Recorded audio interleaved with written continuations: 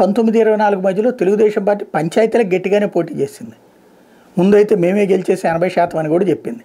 YCP పని అయిపోయిందని కూడా చెప్పింది. తర్వాత ఒరిజినల్ లెక్కలు తీశాక సైలెంట్ అయిపోయింది. తర్వాతన అదే జెడ్పీటీసీ ఎంపీటీసీ ఎన్నికలు బాయ్కాట్ చేసింది. మున్సిపాలిటీల కార్పొరేషన్ ఎన్నికల్లో పోటీ చేసింది. తర్వాత జరిగినటువంటి 4 దాకా జరిగినటువంటి బై ఎలక్షన్స్లో బాయ్కాట్ చేసింది. ఒక్క తిరుపతి పార్లమెంట్ దాంట్లో మాత్రమే పోటీ చేసింది. మిగతా వాటిలో బాయ్కాట్ చేసింది. దాదాపుగా 4 ఏళ్ల దాకా అట్లాగే నడిచింది. చివరిలో మళ్ళీ ఎమ్మెల్సీ ఎలక్షన్లో పోటీ చేసింది, ఘన విజయం సాధించింది. టీచర్ల ఎమ్మెల్సీ వైసీపీ గెలిస్తే గ్రాడ్యుయేట్ ఎమ్మెల్సీ తెలుగుదేశం పార్టీ గెలిచినటువంటి పరిస్థితి అప్పుడు.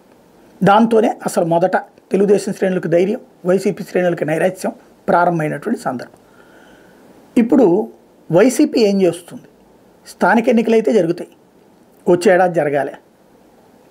ఎందుకని అప్పట్లో కరోనా కారణంగా ఒక ముందు ప్రారంభించి ఆ తర్వాత లేట్ అయినాయి కదా మున్సిపాలిటీ కార్పొరేషన్లు, ఇవన్నీ అవుతాయి. అప్పటికి స్థానిక ఇప్పుడు జగన్ అయితే సంస్థాగత నిర్మాణం మీద దృష్టి పెట్టారు. సంస్థాగత నిర్మాణం సెట్ అయితే కనుక ఇది పెద్ద కష్టం కాదు మున్సిపాలిటీలు కార్పొరేషన్లు వీటిలో పోటీ చేయడం.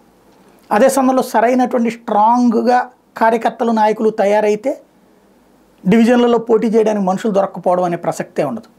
మరి ఇప్పుడు ఏం చేస్తారు? ఎలా చేస్తారు?